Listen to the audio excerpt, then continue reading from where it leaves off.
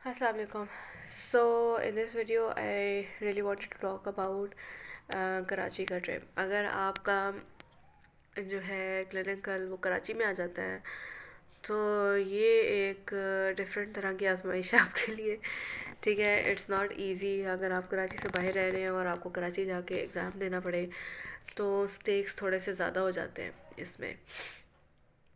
एक तो ऑब्वियसली एक नया शहर होता है, फिर उसमें एडेड बहुत सारे फैक्टर्स हैं। आप कहाँ स्टे करेंगे, आप कहाँ पे जो है वो फ़्लाइट आपने कैसे जाना, कैसे आपने मीन्स ऑफ ट्रांसपोर्ट क्या है, कौन आपके साथ जाएगा। Specially if you're a women तो आपके लिए बड़ा मसला हो जाता है। आपके बच्चे भी हों तो it becomes really really difficult ये प्रैक्टिकल इश्यूज जो है ना आपने मैनेज करना।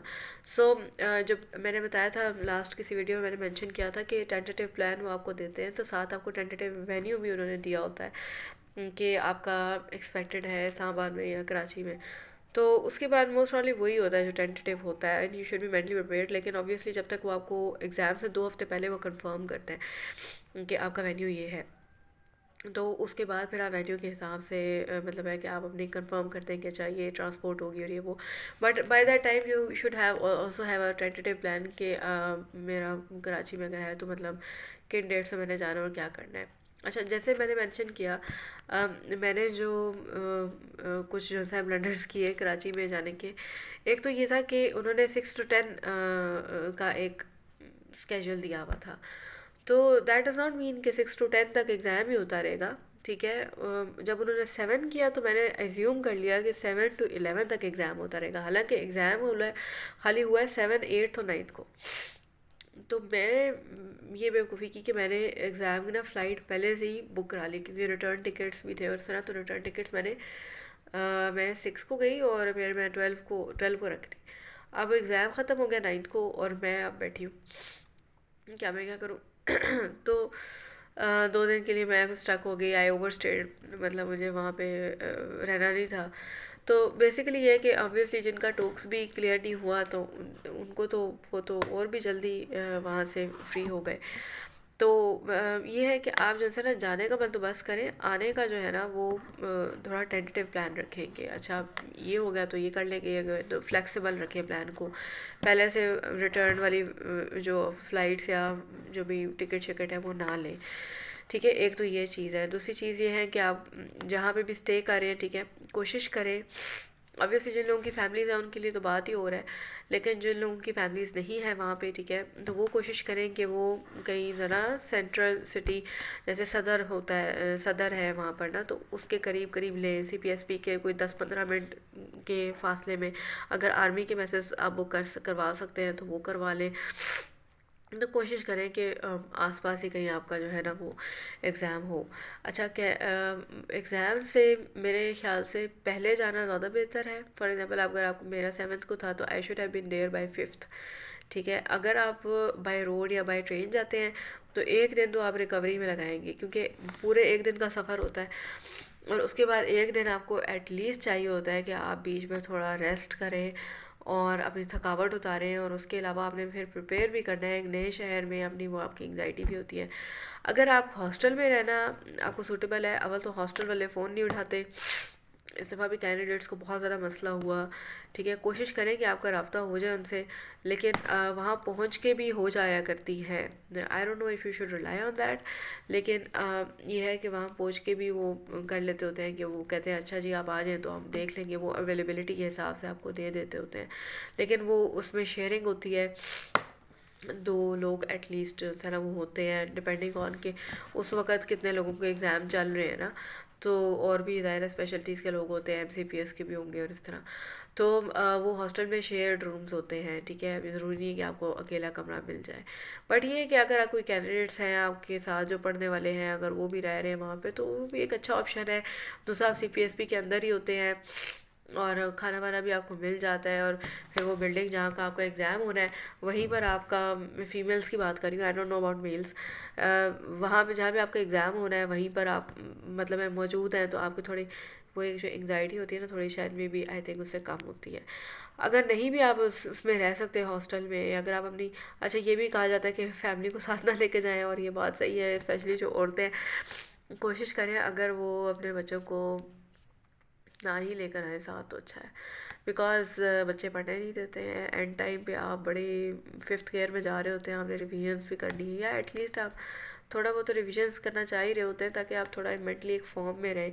तो वो थोड़ा डिस्टर्ब करते हैं आपको मेंटली, आप बहुत एंग्शियस होते हैं, तो वो but it all depends on you, जैसे आपको बेहतर लगे आप करें, ठीक है। और दूसरा फैमिली ज़्यादा फिर घूमने फिरने के मूड में होती है, अब हम कराची आए हैं इतना और इस तरह। तो फिर ये है कि कोशिश करें ज़रा अपने एक्सपेंसेस कम रखें। ऑब्वियसली आप फैमिली के साथ जाएंगे तो आपके एक्सपेंसेस बहुत कहाँ से कहाँ पहुँच जाएंगे, और that puts a pressure on you कि मैंने एग्ज़ाम, एक फाइनेंशियल ड्रेन होता है बहुत बड़ा, ठीक है। एनीवेयर बिटवीन 1 से 2 लाख तो आपका लग ही जाता है। तो फिर आपके ऊपर प्रेशर होता है कि मैंने अटेम्प्ट पास करनी है, फिर तो मेरा इतना लॉस हो जाएगा और इस तरह। तो और दूसरी बात है, इतने लोग मेरे साथ आए हैं तो उनके सामने और अलग एम्बेरसमेंट हो रही है। तो ऑब्वियसली ये दीज प्रेशर्स आर देयर। तो ये कोशिश करें। फिर ये कि एग्ज़ाम सेंटर अगर मतलब है आपकी जहाँ आप स्टे कर रहे हैं करीब हो, ठीक है, तो इससे भी आपकी एंग्जाइटी में काफ़ी कमी होती है। अच्छा, एक और बात मैं कहूँ कि नए शहर में, ठीक है, आप यूजुअली आप मीन्स ऑफ ट्रांसपोर्ट करीब यूज़ कर रहे होते हैं, जिस तरह आपको डायरेक्शंस का अंदाज़ा नहीं होता, ठीक है, कि आप जिस एड्रेस पे हैं आपने उस एड्रेस को समझाना कैसे है किसी को।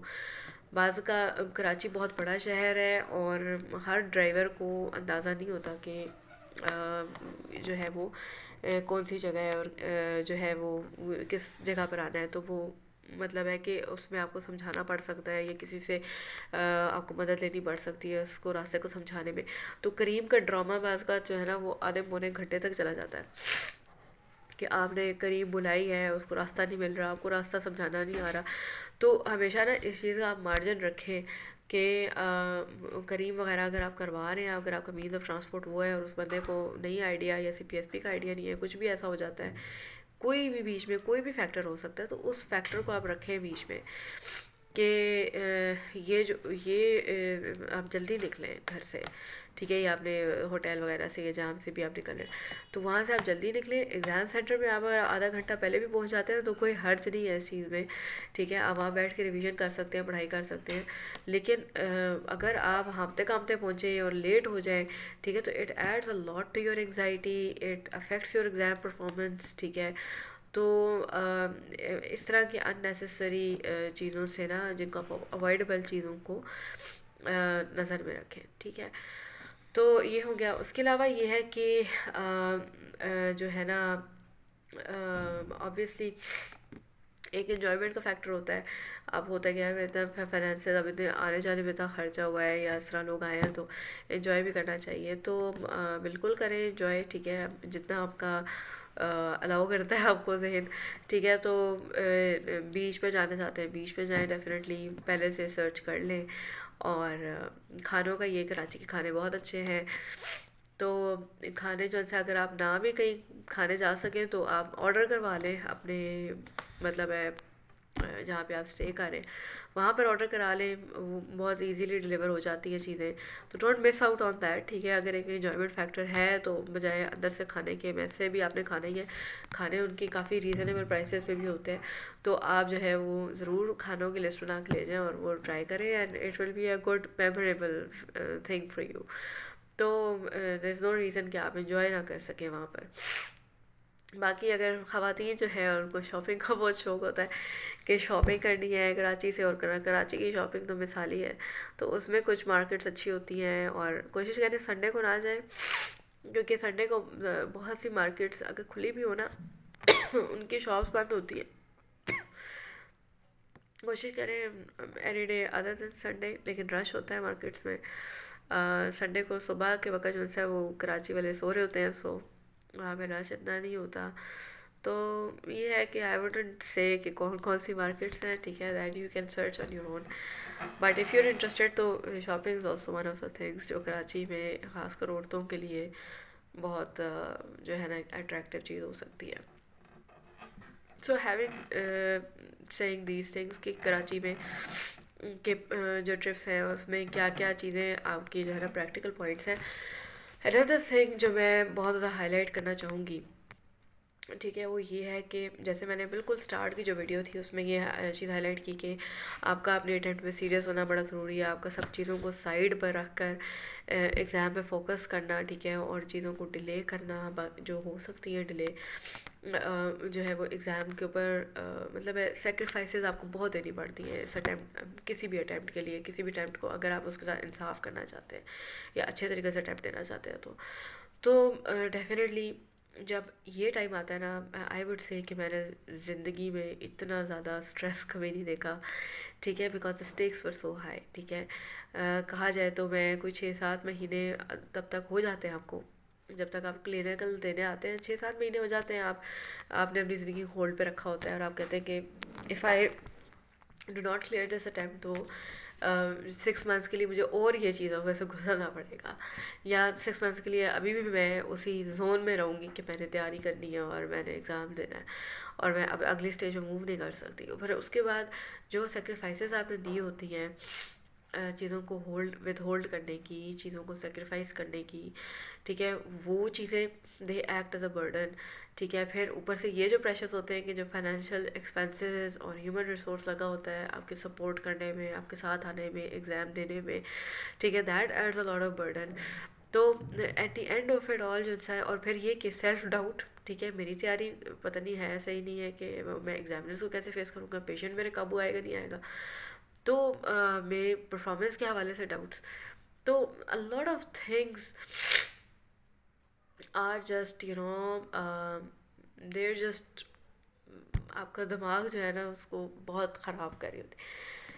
तो एग्ज़ाइटी इज़ अ ह्यूज थिंग, ठीक है, जो आप वहाँ पे बेशक आप तैयार भी हो ना अपनी अटेम्प्ट के लिए, जो आप फेस करते हो, ठीक है, and it affects your performance. Like I said, मैंने टोक्स की जब मैंने बताई सारा, तो आपने खुद भी जज किया होगा कि टोक्स के दौरान मैं काफ़ी ज़्यादा पैनिक मोड में थी और मुझे जो है ना बहुत मुश्किल हो रही थी एग्जामिनर्स को हैंडल करने में, उनका जवाब देने में, ठीक है। लेकिन कंपैरेटिवली लॉन्ग केस में, शॉर्ट केस में I was in a better state of mind. तब तक मैं एक दफ़ा गुजर चुकी थी उस सारी चीज़ में से, थोड़ा सा मैंने अपने आपको काम डाउन किया था, तो I was better able to respond to the examiners, ठीक है। तो ये बड़ी इंपॉर्टेंट चीज़ थी। तो आई विल टेल यू कि मैंने किस तरह लर्न किया अपनी एग्जाइटी को कंट्रोल करना, ठीक है, और मैंने किस तरह अपनी परफॉर्मेंस को इम्प्रूव किया, क्योंकि मेरी परफॉर्मेंस एग्जाइटी की वजह से टोक्स में बहुत ज़्यादा मुतासर हुई। तो I was not able to perform according to my preparation, ठीक है, and this is a huge bummer, क्योंकि 90% लोग तो चलो शायद अपनी प्रेपरेशन की वजह से सही तरह मतलब परफॉर्म नहीं कर पाते हैं, फेल हो जाते हैं, लेकिन I think I would say कि सिग्निफिकेंट नंबर ऑफ पीपल उनकी प्रेपरेशन अच्छी होती है लेकिन वो एग्जाइटी की वजह से फेल हो रहे होते हैं, ठीक है। वो इतना वो फ्रीज रिस्पॉन्स में चले जाते हैं कि वो जो उन्होंने तैयारी की होती है वो उसको सही तरीके से कन्वे ही नहीं कर पाते एग्जामिनर को, ठीक है, तो वो एग्जामिनर फिर क्यों पास करेगा उनको। तो ये जो है ना, it's anxiety is a real thing, ठीक है। तो मैंने किस तरह ओवरकम किया, नंबर वन चीज़ ये है कि आप जो है ना don't think of things which make your anxiety worse, ठीक है। जैसे कि जो हम कैटास्ट्रोफाइज करते हैं कि जी ये ज़िंदगी मेरी ख़त्म हो जाएगी, ठीक है, आप अटैम्प्ट को बहुत ज़्यादा कैटास्ट्रोफाइज एग्जैजरेट कर देते हैं कि इसकी पता नहीं क्या इंपॉर्टेंस है मेरी लाइफ में, अगर मेरे ये पास नहीं हुई तो मेरी ज़िंदगी ख़त्म हो जाएगी, मैं दोबारा जो है तैयारी करनी पड़ेगी, मैं सबको मायूस करूँगी, मैं जो है सब लोग मुझे जो है वो मेरी इज़्ज़त बेइज्जती का मसला, ज़िंदगी मौत का मसला बन जाएगा। First of all you need to calm down on that, ठीक है। At the end of the day आपकी जो किस्मत में है वो होना है, ठीक है, अल्लाह ताला नोज़ कि आपके लिए क्या बेस्ट है, ठीक है। हो सकता है आपकी प्रिपरेशन हो लेकिन आपके लिए अभी अच्छा ना हो पास होना, ठीक है, तो हो सकता है आप ना पास हो, तो आपको ना इस चीज़ को मेंटली एक्सेप्ट करना चाहिए, ठीक है, कि अटैम्प्ट इम्पॉर्टेंट ज़रूर है लेकिन हर एक अटैम्प्ट जब आप देते हैं, ठीक है, तो it acts as a stepping stone towards your success next time, ठीक है। और जिस तरह आप एक अटैम्प्ट में सीख कर जाते हैं जो सा है नेक्स्ट अटैम्प्ट के लिए मतलब है it really adds to your experience, ठीक है। और नेक्स्ट टाइम आपके पास से पास होने के चांसेस बहुत ज़्यादा बढ़ जाते हैं, क्योंकि आप ऑलरेडी जान चुके हैं कि क्या एग्ज़ाम किस तरह का था और आप में क्या कमी थी। तो आप फिर अपनी वीकनेसेस पे काम कर सकते हैं, ठीक है। तो at the end of the day it's just an exam, ठीक है। इट इज़ एन एग्ज़ाम, ठीक है। उसके लिए आपको सेक्रीफाइसेस बहुत देनी पड़ी, आपको बहुत चीज़ों को डिले करना पड़ा, बट दिस इज़ लाइफ, ठीक है। लाइफ की स्टेज में ऐसे ही होता है, ठीक है। You need to accept this thing. तो वंस जब आप ये करते हैं ना, तो काफ़ी आपका प्रेशर डाउन हो जाता है। फिर दूसरी बात, ये अल्लाह ताला ने आपको रिसोर्सेज दिए हैं, फाइनेंशियल रिसोर्सेज, ह्यूमन रिसोर्सेज, जितने आपके अटेम्प्ट में लगे हैं, जितनी चीज़ों का आपको करना पड़ा है, तो अल्लाह ताला ने एक दफ़ा नहीं, अल्लाह ताला दोबारा भी दे देंगे, ठीक है। So why you fretting over this thing कि पता नहीं ये एक दफ़ा मुझे मिली थी चीज़, अब दोबारा करनी मेरे लिए मुश्किल होगी। तो अगर आपकी नसीब में अभी पास होना नहीं है, आप जो मर्ज़ी कर लें, आपके नसीब में नहीं है, तो वाई यू यू नो उसका इतना ज़्यादा प्रेशर क्यों ले रहे हैं। तो एक तो ये चीज़ सोचें। दूसरे, मेहरबानी करके इस स्टैट्स पे बिल्कुल भी मत जाएं कि फ़लाँ के 0.01 से उसको फेल किया था, फ़लाँ जो है उसकी इतनी अच्छी तैयारी थी वो भी पास नहीं हुआ था। इस तरह की सोचों से ना, सोचो में आपने नहीं जाना। फिर कुछ लोग जो इस तरह की बातें कर रहे होते हैं, ठीक है, एग्जाम सेंटर में खड़े होके या जिनसे आपके कोलीग्स में से या फ्रेंड में से, ठीक है, उनकी बातों पर बिल्कुल आपने ध्यान नहीं देना। उस वक्त यू डोंट नीड नेगेटिविटी, उस वक्त यू डोंट नीड डाउट्स, ठीक है।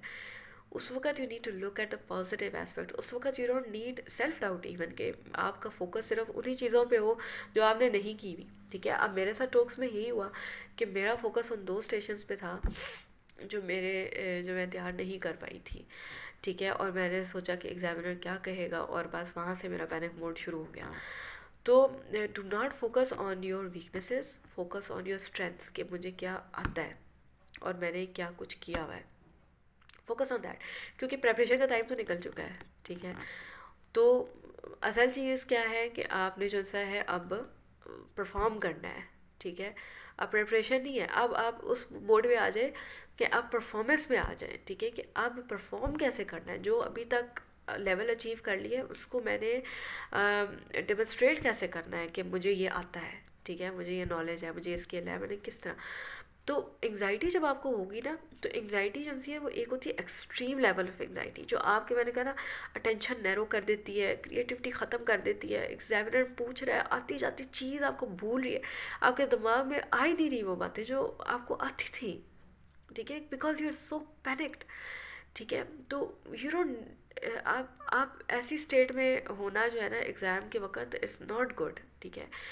इससे बेहतर ये होता है कि अगर आपको एंग्जाइटी तो होगी, जाहिर सी बात है, लेकिन इतनी लेवल की हो, कम हो कि वो उल्टा आपकी सेंसेस को शार्प कर दे, ठीक है। और आपको एक ऐसे स्टेट में ले आए कि आप शार्प थिंकिंग हो जाए आपकी, और आप फ़ौरन फ़ौरन फास्ट सोच रहे हो और बोल रहे हो, आपको ऐसी स्टेट में होना है, ठीक है। और उसमें रहने के लिए वही है, negative thoughts, negative automatic thoughts avoid करें, सेल्फ डाउट अवॉइड करें, अपनी स्ट्रेंथ्स पे फोकस करें, वीकनेसेस पे फोकस ना करें, ऐसे लोगों से बचें, ऐसे बातों से बचें जो आपका ध्यान जो है ना वो आपको ड्रैग करी। जैसे आप किसी बहुत ऊंचे ब्रिज पे चलते जा रहे हैं ना, तो अपने नज़र सामने रखें, नीचे ना रखें।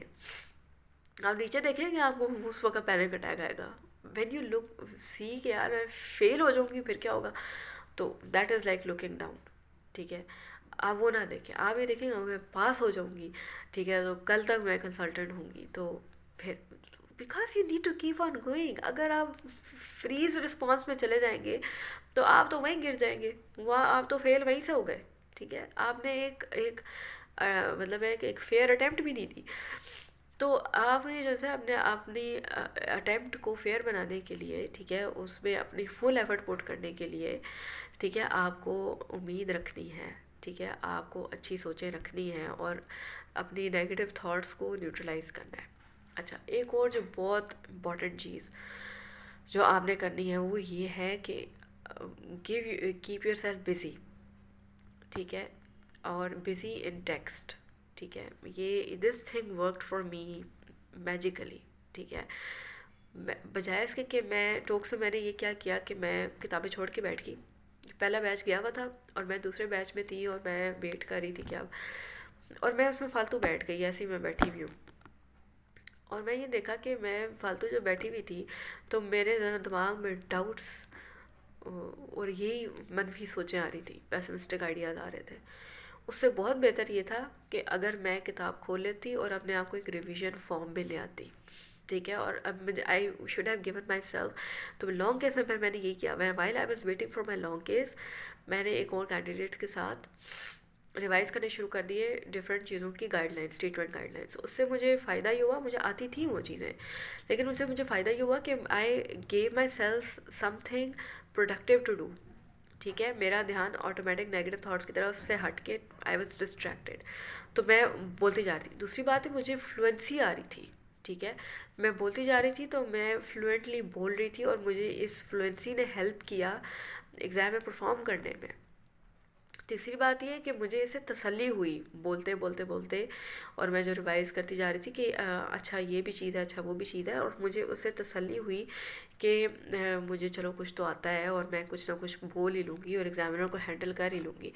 तो that was the only positive activity which helped me, you know, while you are waiting. तो आप उधर बैठ के स्टैट्स और फिगर्स और फेलियर ना सोचें और वहाँ अपनी वीकनेसेस पर गौर ना करें, बल्कि आप कुछ ना कुछ लगे रहें, क्योंकि जब आप फालतू बैठेंगे वहाँ पर अपने जब टर्न का वेट करें, तो आप फिर बस पैनिक पैनिक पैनिक करेंगे, और फिर आपको वो एक पॉजिटिव फीडबैक मैकेनिज्म होता है ना, एंग्जाइटी का जो स्पाइरल होता है, बस वो चलता जाएगा कि पैनिक से और पैनिक आएगा, फिर उससे और पैनिक आएगा।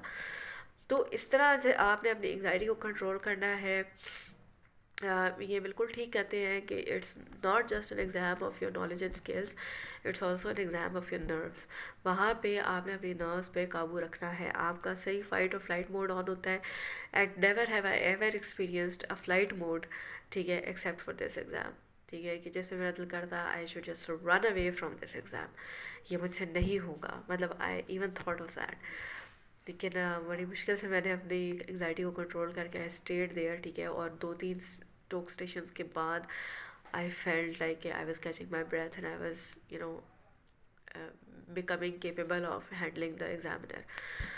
तो एग्जामिनर्स भी आपकी हेल्प करते हैं, जनरली एग्जामिनर्स का एटीट्यूड हेल्पिंग होता है।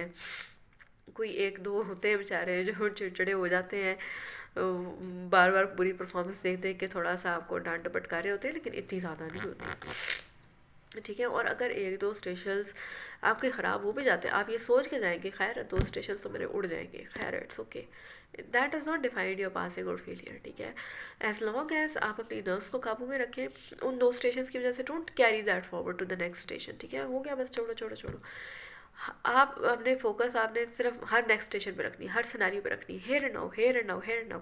ये नहीं सोचना कि मैं पीछे क्या करके आई हूँ, तो आपने हेयर एंड नाउ पे रखनी है और उस पर रखना है। एक दो तीन दो स्टेशन तो आपके डेफिनेटली ख़राब होंगे, कोई ना कोई ऐसी चीज़ आ जाएगी जो आपने कभी ज़िंदगी में नहीं पढ़ी होगी, आपको कुछ नहीं आता होगा, एग्जामिनर भी आपसे सेटिस्फाइड नहीं होगा, तो दैट्स कैन हैपन। उसको आप पहले से सोच लें और एक्सेप्ट कर लें, तो ताकि उससे आप कंफ्यूज ना हो, ठीक है। और आप ये ना समझें कि oh my God I have done it less than perfect, और उसकी वजह से आपका वाकई जो है ना 60% से नीचे परसेंटेज फॉल कर जाए, तो डोंट लेट दैट हैपन, ठीक है। इतना होता है, इसको एक्सेप्ट करें। लॉन्ग केस में भी हर चीज़ का जवाब आपको नहीं आएगा, शॉर्ट केस में हर चीज़ का जवाब आपको नहीं आएगा। आई हैव पास्ड FCPS 2 अल्हम्दुलिल्लाह in the first time, and I will tell you कि मैंने शायद 70% चीज़ों का जवाब दिया हो और 30% का शायद ना दिया हो, मुझे आता ही ना हो या गलत दिया हो, तो आई एम स्टिल पास, ठीक है। तो you don't need to know everything, you can't know everything, कोई भी इंसाइक्लोपीडिया नहीं होता, तो दैट डजंट डिफाइन यू। आप किस तरह अपने आप को मैनेज करते हैं, किस तरह एग्जामिनर के जवाबों को मैनेज करते हैं, आपके पास एडिक्वेट स्किल, एडिक्वेट नॉलेज होनी चाहिए, ठीक है। You don't need to be perfect, सिर्फ एडिक्वेट होना चाहिए आपको कि आप एक कंसल्टेंट कहला सकें, तो that's the level you need to achieve. वो आप लेवल अचीव कर ले, एग्जामिनर को नज़र आ जाता है कि इस बंदे की प्रैक्टिस है, इस बंदे ने पढ़ा हुआ है, वो आपको खुद भी मेहनत कर कोशिश करके आपको खुद भी पास कर देता है, ठीक है। तो ये बिल्कुल ही उस तरह नहीं है कि it's like a river full of crocodiles और आपने गुजर के जाना है उसमें से, it's not like that. There are lot of good things, lot of strengths, lot of things जो आप अपने हक में इस्तेमाल कर सकते हैं, एग्जामिनर्स की तरफ से भी, ठीक है, और एग्ज़ाम की तरफ से भी, और अपनी नर्व्स के हवाले से भी, ठीक है। तो इंशाल्लाह ताला ज़रूर एग्ज़ाम जो है वो हो जाएगा, अगर आप प्रिपरेशन अच्छी रखें, एंड भी अपनी नर्व्स पे काबू रखें, ठीक है, तो डेफिनेटली हो जाता है। एंड लाइक आई सेड कि ज़्यादातर कैंडिडेट्स जिनका नहीं होता वो यही दो वजूहात होती हैं कि अगर आपने अपने एग्ज़ाम के अटैम्प्ट सही तरह किया है, अपनी प्रैक्टिस की है, ठीक है, फिर अपनी एंड पे अपनी एंग्जाइटी कंट्रोल किया है, यू विल गेट थ्रू। ठीक है, अपने ऊपर एतमाद रख के जाएँ और अपना बेस्ट शॉट दें। ठीक है, अगर आपके नसीब में होगा, अगर आपके लिए बेहतर होगा तो वही अटैम्प्ट आपकी क्लियर हो जाएगी, नहीं तो नहीं होगी तो नेक्स्ट टाइम हो जाएगी। This is what happens in real life. ठीक है, so don't worry about that and don't beat yourself up too much about that। ठीक है, तो होप दिस हेल्प्स। अगर कोई चीज़ जैसे हमसे मिस हो गई हो, कोई बात आप पूछना चाहते हो तो कमेंट सेक्शन में मुझसे पूछ लें। Thank you.